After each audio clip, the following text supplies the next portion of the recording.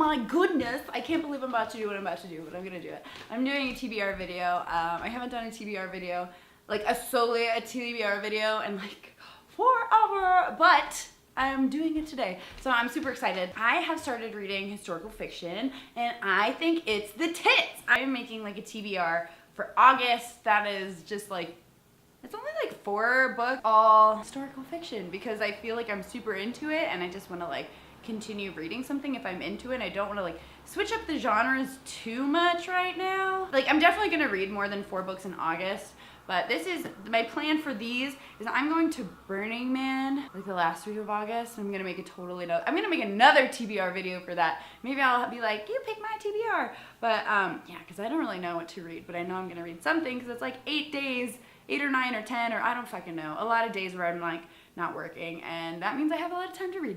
Anyway, I digress. First book I'm gonna read is The Great Alone by Kristen Hanna. I started this, okay, so here, I have made it to page 80 already, but when I was reading this, it was wintertime, and this is about like being isolated in a small town of 40 people in Alaska, and I was like, this is not something I want to read right now because it's just it's too dark. I was like reading it in January and I was like, ugh, like, or maybe no, this came out in March. So I read it in March or February or March I started reading it. And I was like, I don't want to read this right now because it's just too much and I want to chill and then I'll worry about it.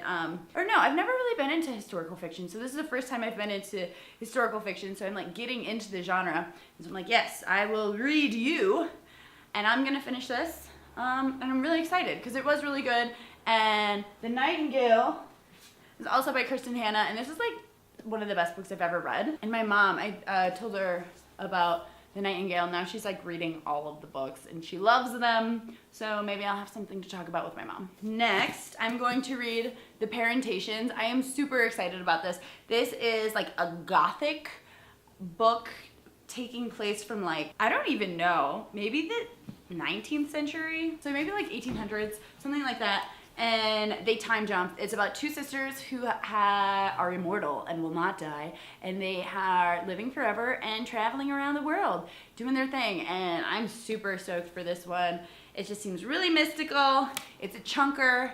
I'm excited. I love big books, so excited. This, I'm not sure if this is like a historical fiction, but whatever. Clock Dance by Ann Tyler. I just saw this at Costco and I saw that she got won a Pulitzer Prize, and it seems it takes place in like the 60s and the 70s and then 1997 and 2017. So I guess there's historical elements to it, but that I wonder, the question is like, what is historical fiction? Like, how long ago did it have to be until it was actually history and it was historical fiction and it's not just like contemporary? So is it like it's contemporary or it's historical? I'm not too sure about that. So if you know the answer, let me know in the comments, please. I would love that. This is another big one. The Heart's Invisible Furies. I got this at a credit from Book of the Month. I guess it won their like best book last year. And it seems cool. It seems like a generational book, which I really like.